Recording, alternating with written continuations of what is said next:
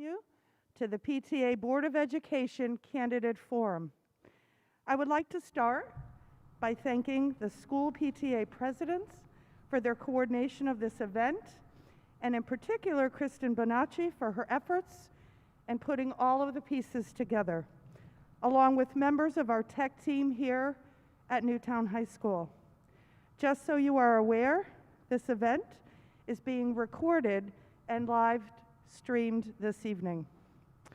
This event has been sponsored by the PTAs for many years and is meant to provide an opportunity for community members to meet candidates and hear their platform on educational topics. We have two candidates here with us tonight, and they'll be introduced to you shortly, but you also have the biographies of all 5 candidates who are running for our Board of Education. We recognize and appreciate all of the Board of Ed candidates who are willing to serve and advocate for our school community. This is critically important, especially now as we continue to wrestle with a host of issues, not only here in Newtown or across the state, but across the nation. Issues that impact our students, our staff, and the future of education.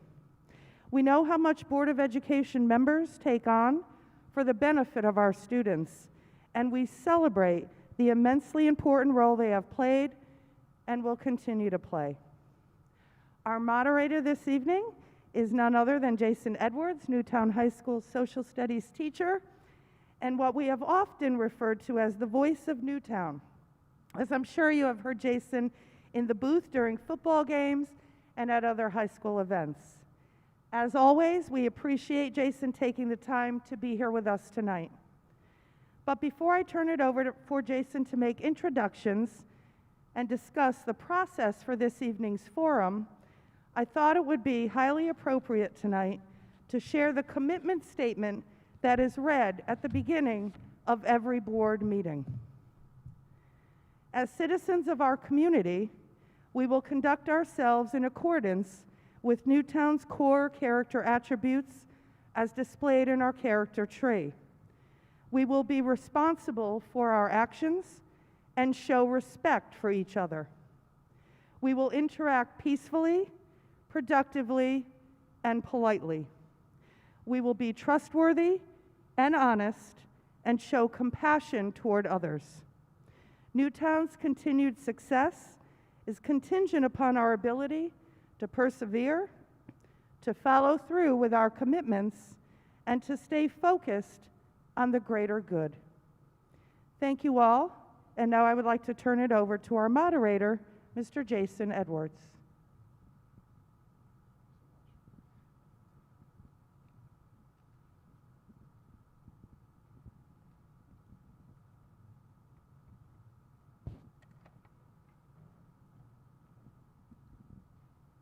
Good evening, and welcome to the 2021 Board of Education Candidate Forum. Tonight, we see democracy in action, with candidates vying for the chance to shape educational policy for Newtown Public Schools. In order for our evening to proceed with poise and professionalism, let me explain the procedures and protocols our Newtown Public Schools PTSAs have put in place. We will conduct a quick lottery, or a coin toss, I guess, to determine our speaking order. We'll then rotate back and forth across the stage, so each candidate will have the chance to speak first and last. Each candidate will be asked a question as an opening statement and another question later to serve as a closing statement, both of which the PTSA presidents compose in advance. Each candidate will be asked then, in turn, the same 4 questions, for which they will each have a maximum of 4 minutes to respond. A PTSA member will time all responses and will raise a hand to signal when there is 1 minute left at the 3-minute mark, and then a closed hand to signify that your 4-minute maximum time has expired. That'll be your signal, and we do ask our candidates to respect this maximum time limit of 4 minutes per question. Neither I nor the candidates have been given the forward-prepared questions ahead of this evening. I have them. I haven't even looked at them yet. The candidates are also not aware of the closing and opening that we will begin with. As a moderator, I've been tasked with reminding all of us present in the audience and on stage to please do all that we can to maintain a sense of respect, decorum, and order so all candidates' stances may be heard. In contentious, tense moments, sometimes we know it's the most important time to truly listen to each other with respect. And with that, we can begin. As we do get set to begin, we can tell our candidates and we can tell our audience members that due to our appropriate social distancing from each other, from me, from our audience, if you prefer to remove your masks, you may. I'd also like to introduce our candidates as well. Further across the stage from me, Mr. Dan Cruson, Jr.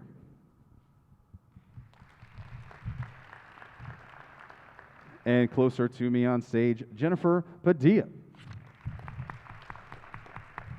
I have their contact information to share with you at the conclusion of the evening and our questions. So with that, we may begin. Do we have the preference? Have we done the determination of who will start? Please go ahead and flip.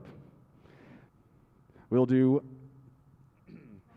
heads, Jennifer begins. Tails, Dan begins. Tails. So, Mr. Cruson, you've got first response. So for our opening statements, COVID being a hot topic, in your opening statement, please describe your position on mitigation strategies pertaining to COVID in our schools. The time will begin as you begin your response. Wasn't expecting that to be the opening question. My position on COVID for the whole time that we've been dealing with it as a board member has been listening to the science, as cliched as that sounds. I am not a medical expert. I only have the information that I've been able to gather from a large number of sources online as it's come out. So I've relied on the people who have more experience with these types of events and how viruses transmit, all of that information. I've relied on those experts. Listening to the head of our nursing department in Newtown, listening to Donna Colbert, who's the director of the Newtown Health District, listening to the mandates coming down from the state level, from the DPH, listening to what the CDC says, all of those, listening to what physicians in town say. Dr. Laura Nowacki, who happens to be my son's pediatrician, I know has said a lot over the course of the pandemic. So listening to trusted sources has been a key to what we can and can't do as far as mitigation strategies, what makes sense at any given time. I keep hoping that we will get to a point where we can start to ease restrictions, and even at this point we have started to ease restrictions. I always knew it was going to be a slow process, but I appreciate a slow, methodical process following the data and the guidance from experts as opposed to just sort of jumping in and seeing what happens. So that's my position on COVID and the mitigation strategies. And while I hope we will continue to see good trends and be able to wind down the mitigation strategies, I'll continue to rely on experts to help us know when we can do that safely.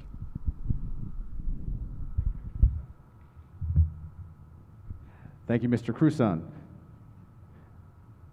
Ms. Padilla, same question. COVID being a hot topic, in your opening statement, please describe your position on mitigation strategies pertaining to COVID in our schools. Good evening, thank you. I think what you're going to hear is me echo a lot of what Dan was saying. I think we are closely aligned in that opinions of Board of Ed members, particularly myself, would be just that. I'm not an expert. I'm not a viral specialist, and nor am I equipped to make complex health decisions for the best safety of our district. We have experts for that.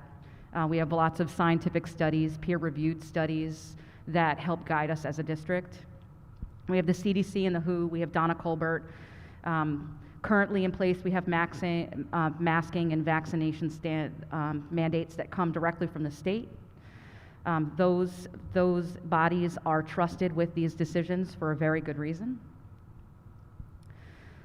I have a reasonable comfort level with the mandates that are in place, particularly around masking and vaccination.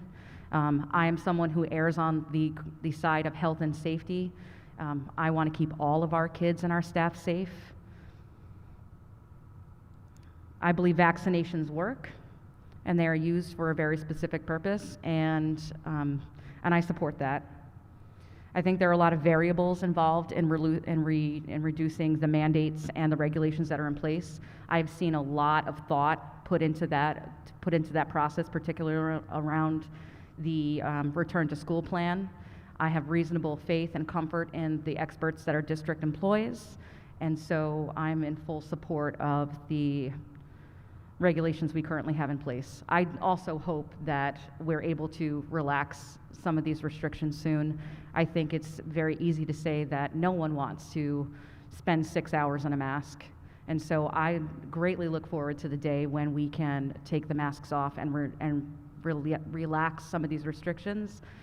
But today is not that day, and so until then, I will continue to follow the science and the experts. Thank you.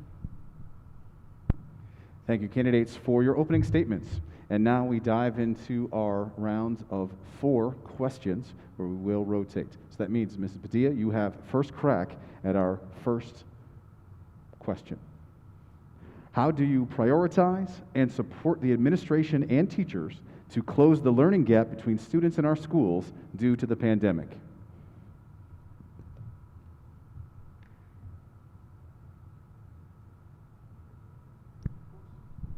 How do you prioritize and support the administration and teachers to close the learning gap between students in our schools due to the pandemic?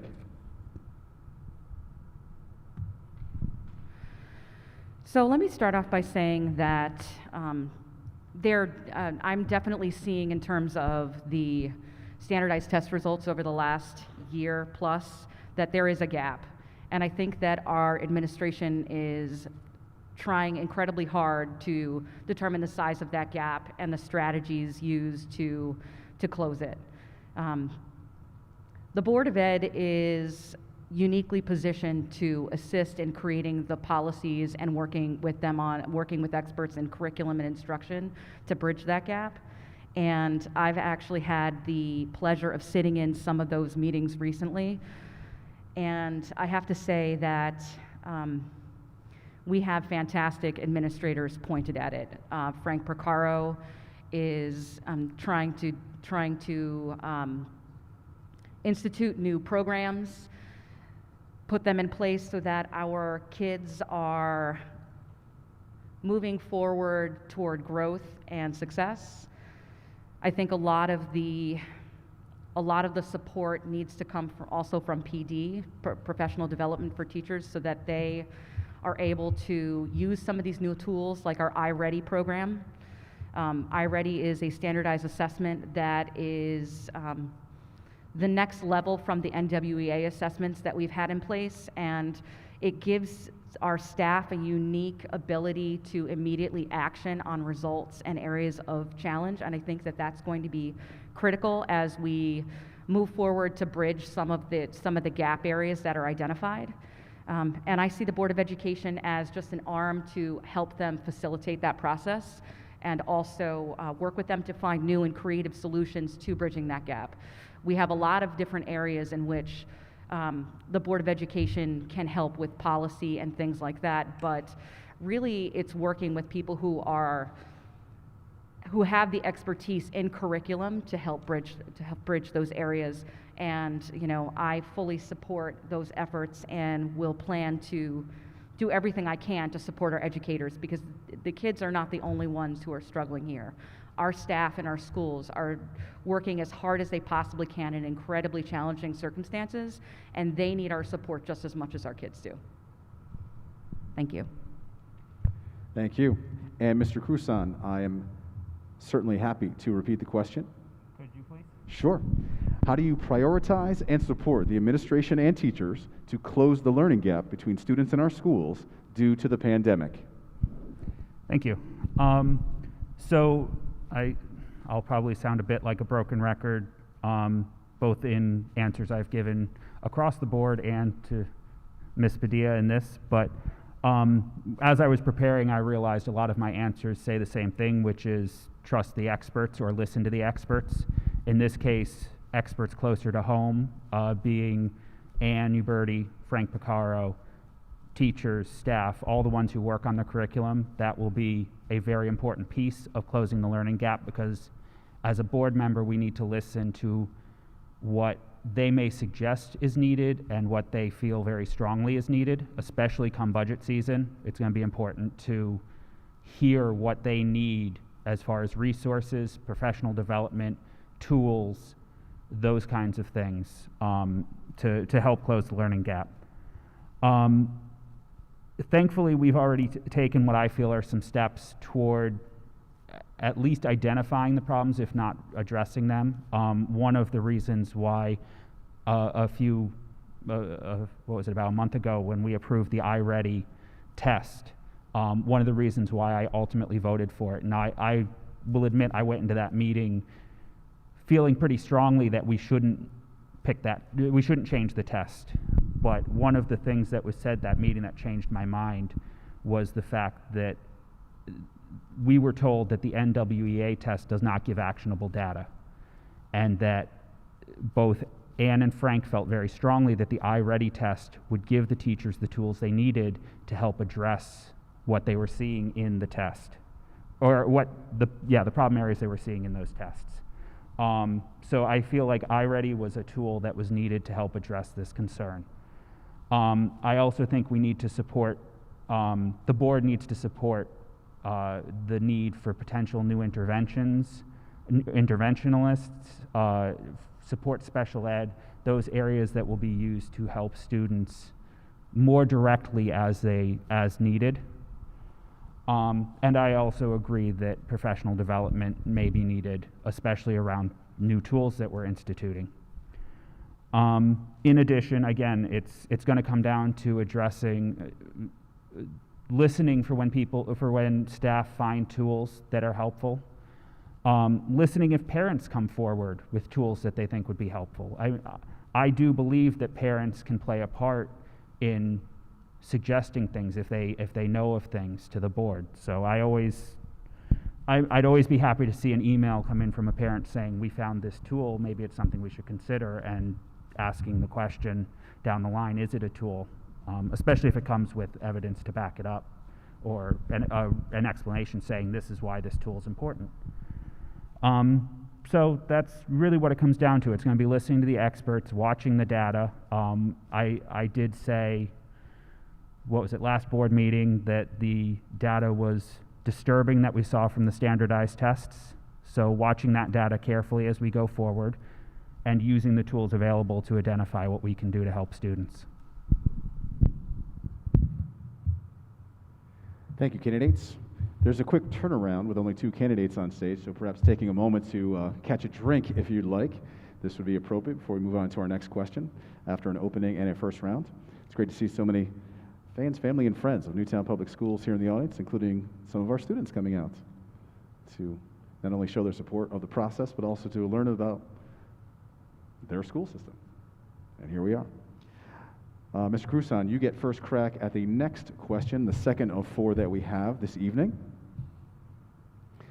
And this second question, hot off the presses.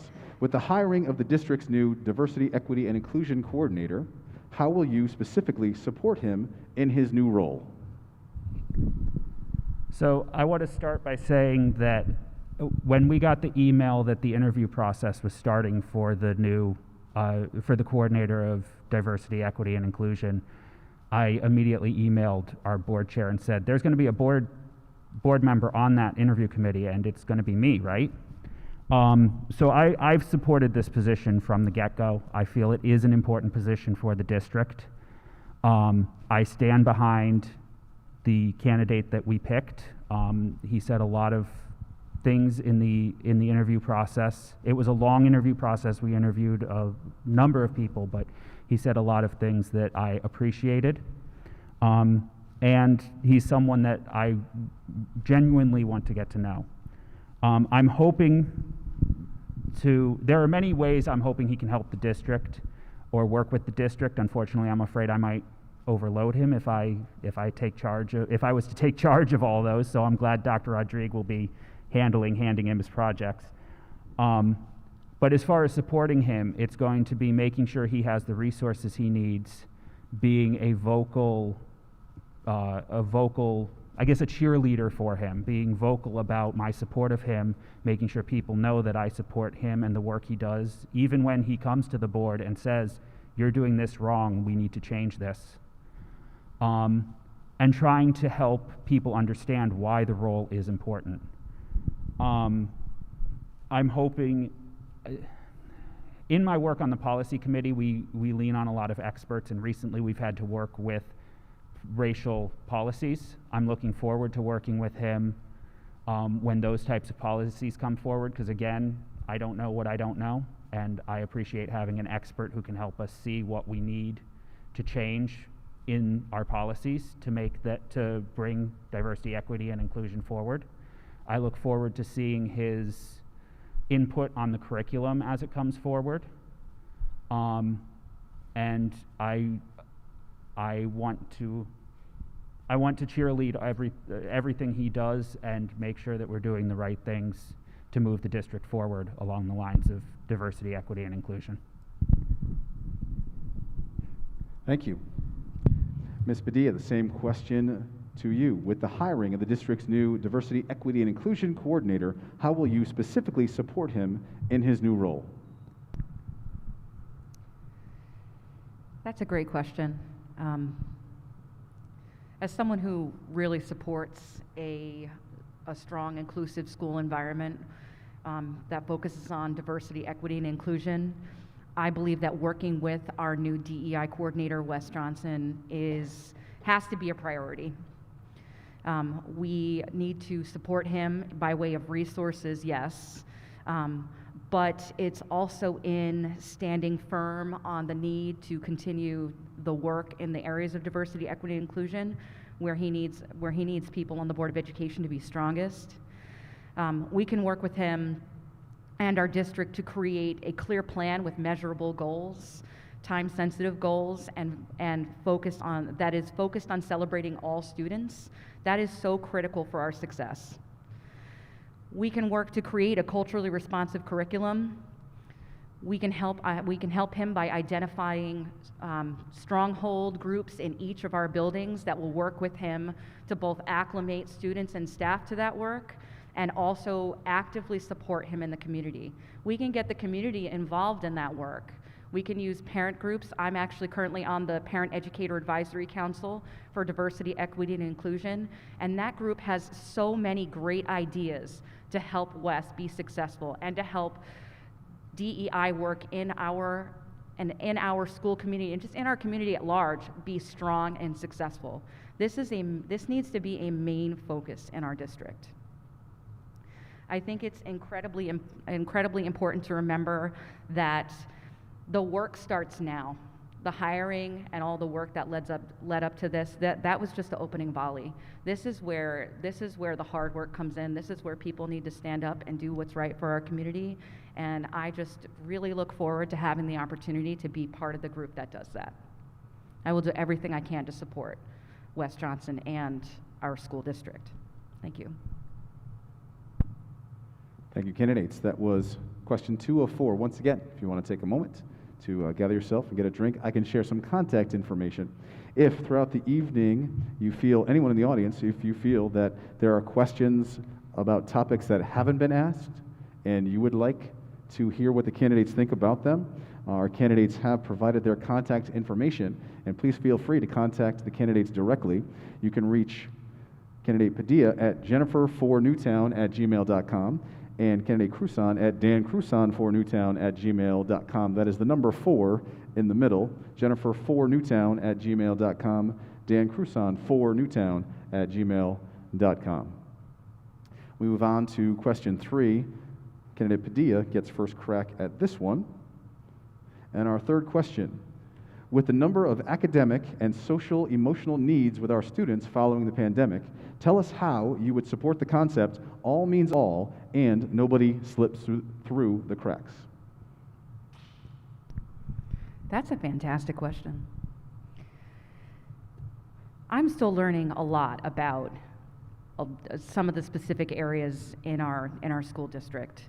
All means all to me means putting a focus on marginalized groups, special education, and just, I mean, all means all. I really don't know how to describe that other than all means all. Every single student, every single staff member.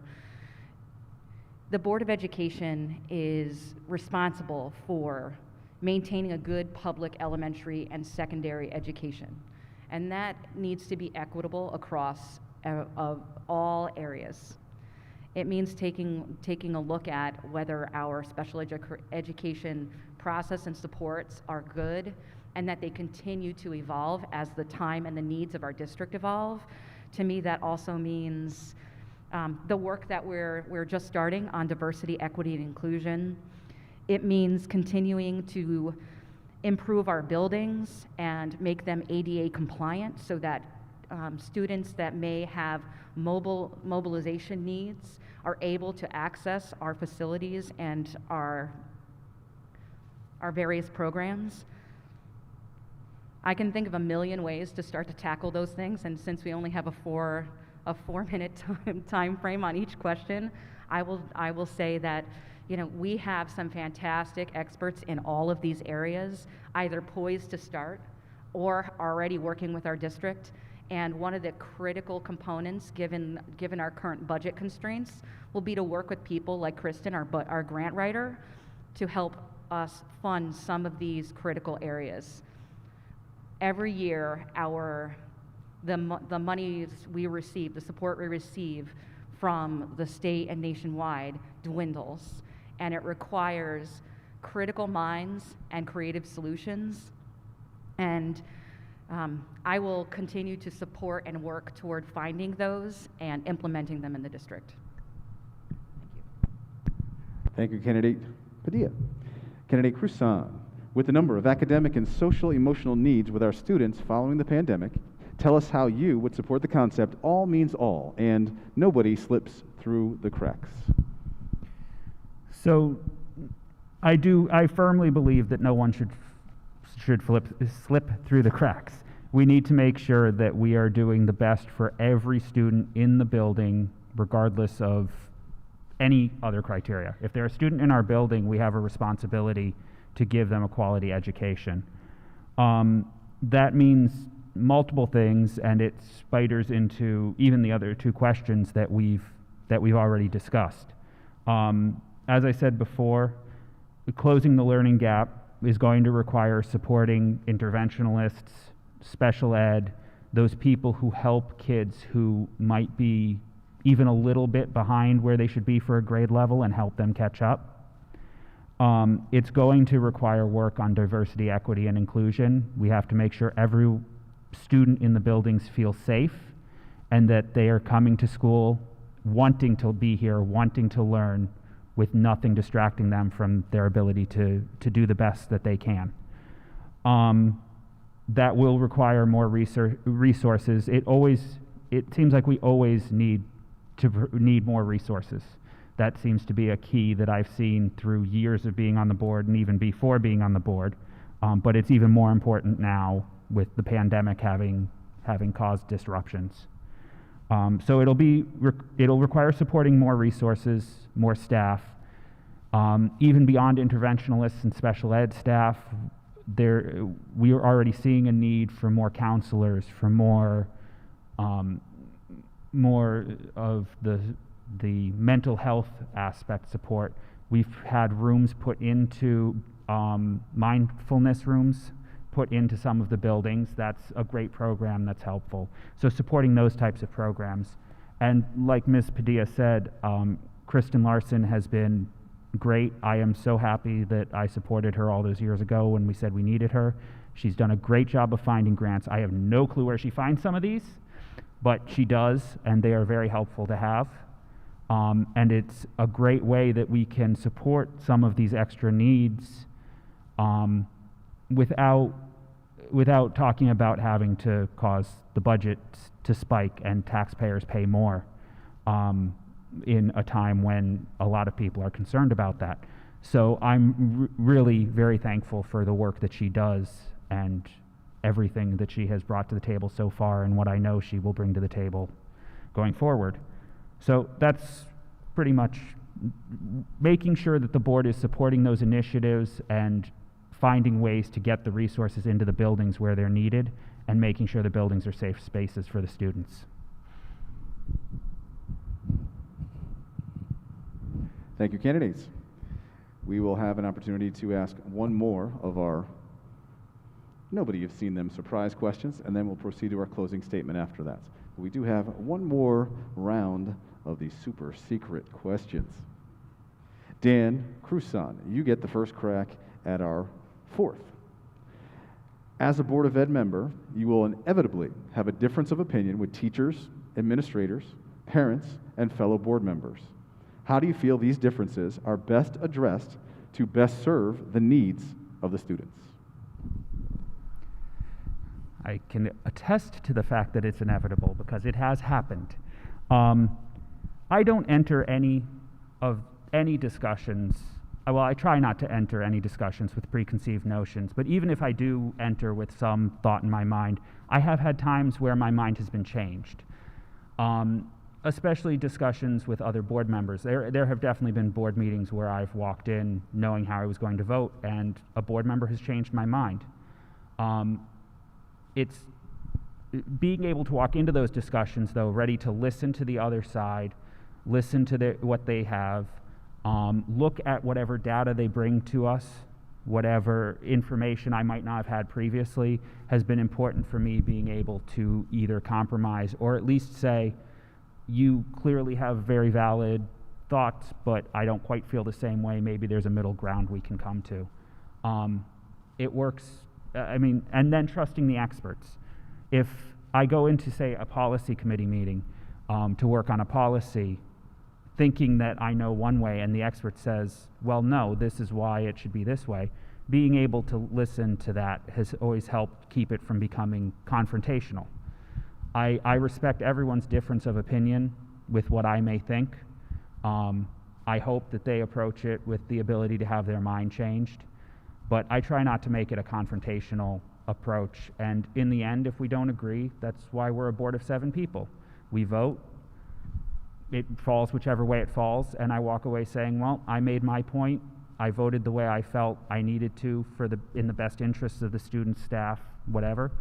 But the other side, more people felt the other side was right, and that's the way we're going.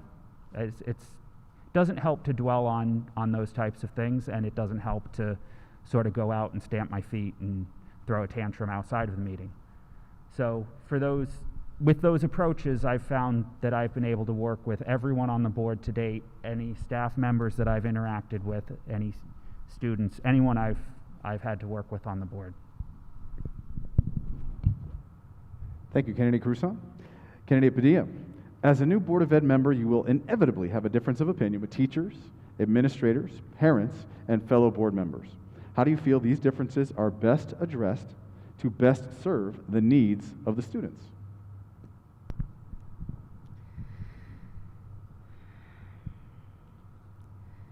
I fully believe that there is a different but similar process for just about any situation like the ones you describe. And first and foremost, it takes 2 main things for me. It takes an open mind and ear to listen to people, and it takes a clear visualization of what your goal is. If you know what your goal is and you go in with an open mind, you can turn any situation around and move forward with logic, respect, and understanding. That said, it's inevitable that people will disagree. I sit on many group boards currently, and I can attest to the fact that there has not been one situation where everybody agrees, and it just requires you to have a clear understanding of how logic works. If there are facts or data that supports one position or the other, clearly aligning and understanding that data or those facts. And again, just active listening, working with people to come to a place of consensus whenever you can, but understanding that when matters of the education of our kids are involved, that is the most important thing, what our kids need. As long as you're going in with your heart in the right place and focused on our children, I truly believe that our current Board of Education operates really well and collaboratively. but also newness. I mean, listen, three of the four candidates, or three of the four candidates, or four of the four candidates this year that are elected could potentially be brand new, and that level of newness is going to require candidates like myself, who have never sat on the Board of Education, to be open-minded and to go in with the notion that we have a lot to learn, and we have a lot to learn and people to learn from in our district. And so I'm actually really looking forward to that. I've always been a very open-minded person. I'm a very logical person. I'm also reasonably calm and level-headed in most cases, and I have a strong track record of making great bipartisan decisions for the better of our schools, and I don't see that changing. Thank you. Thank you, Candidate Padilla. Once again, before we proceed into our closing statements, if you'd like to grab a quick sip or refreshment, now would be a great time. And for me, just a little aside, forgive me for but a moment, but I see a number of my students in attendance tonight, which is fantastic. I've said hello to most of you. Just please make sure we get a chance to say hi before we go. That'd be just a great little touch base that we could do. So thank you for that. Candidates, so we're ready for our closing statements then? Excellent. Jennifer Padilla, you get first crack at the closing statement. Jennifer, what is your reason for desiring a position on the Board of Education?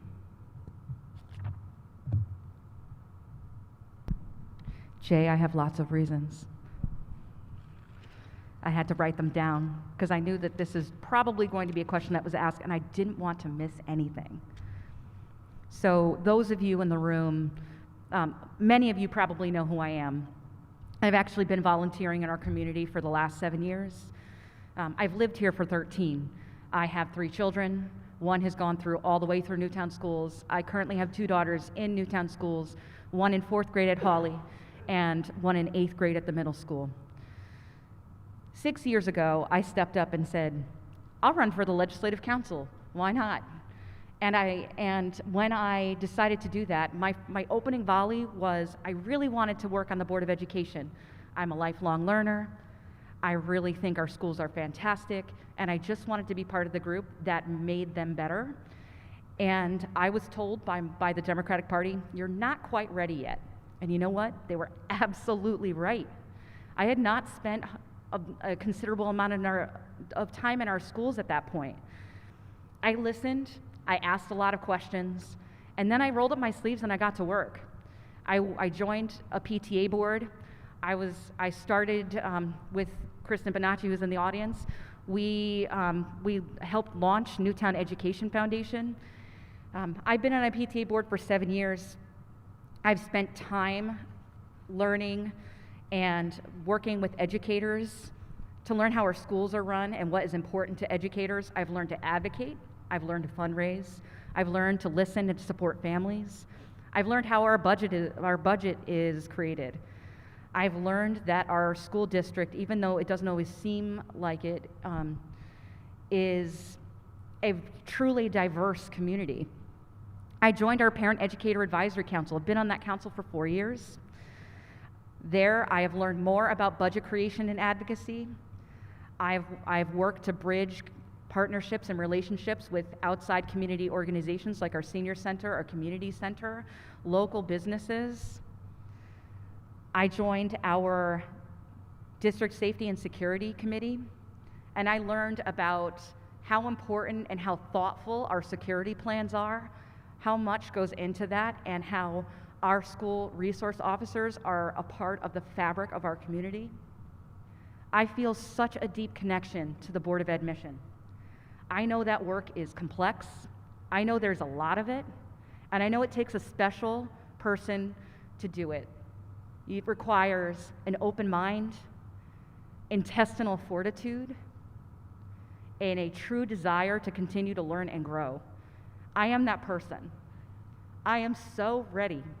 I am so deeply connected to our community, and I just look forward to the opportunity to answer more questions this evening. And I'm getting the hand, so I just want to take the last moment to say Thank you so much to our PTAs, Kristen Bonacci, Dr. Rodrigue, Mr. Edwards, and the staff who made streaming and recording this possible.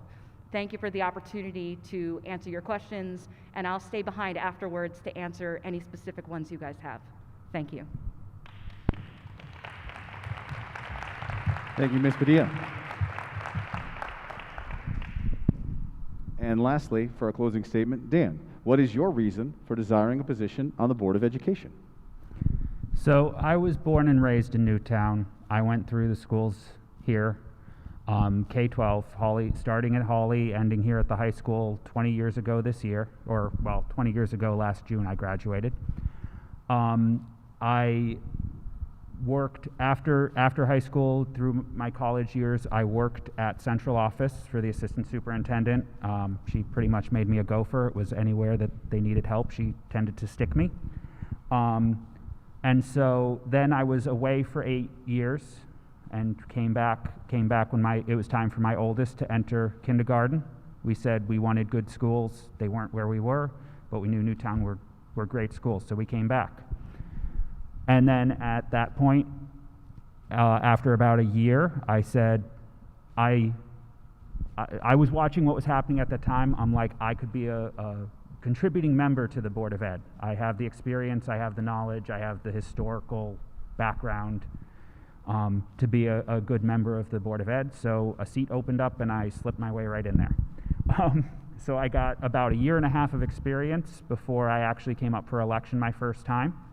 And after a year and a half, they hadn't chased me off yet, so I ran for re-election for another 4 years. And now here I sit once again asking for another 4 years on the Board of Ed.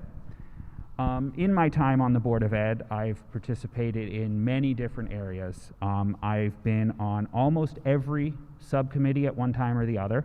I've been on the policy subcommittee, the CIP facilities and finance subcommittee. I'm currently leading the communications subcommittee with our quarterly newsletters that we instated recently. The technology committee, I've been a liaison to Head of Meadow, which is my son's elementary school. I've done contract negotiations. I participated in a superintendent search. I participated in the Head of Meadow principal search. I participated in the interview committee for the coordinator of diversity, equity, and inclusion. I was on the start time change committee. I was on the transportation task force that spun out of the start time committee. And I've been a member of the district safety security council. So I've touched a lot. And through touching all of that, at this point, I still feel like there's a lot left to be done, and I would not feel right not continuing that work. Especially with the diversity, equity, and inclusion, we've only just started with it. And I feel very strongly that it needs to continue, and I want to be a part of that. So that's one of the big things I'm looking forward to being able to do in my next 4 years. We still have to deal with COVID and the learning gap. I desperately want to be a part of helping try and close that learning gap, because I've seen it in my own children, and I know that there are other children that are impacted by it. So I want to be a part of, those are the two big things I want to be part of, although there's still a lot of other things to be done. And since my time is also running out, I want to take a quick moment to thank everyone who put this together and has taken their time tonight also to come out. And like Jen, I will stay behind afterwards, and I'm happy to talk to people directly, because I can't do what I do on the board without talking to everyone in the community. Thank you.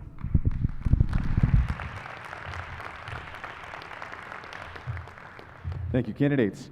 And remember, ladies and gentlemen, if anyone in our audience feels that there are questions that have not been asked or have not been answered during tonight's forum, please take the opportunity to contact our candidates directly. Once again, you can reach Jennifer at jennifer4newtown@gmail.com, and you can reach Dan at dancruson4newtown@gmail.com. That is the number 4 in the middle of Jennifer4newtown and dancruson4newtown@gmail.com. On behalf of our superintendent, Dr. Lori Rodrigue, Newtown Public Schools, and our PTSAs across town, please join me once again in thanking our 2021 Board of Ed candidates.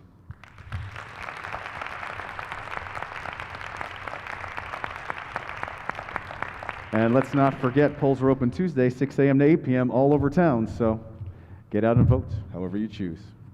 Have a great night. We'll see you again around Newtown High and around Newtown Public Schools.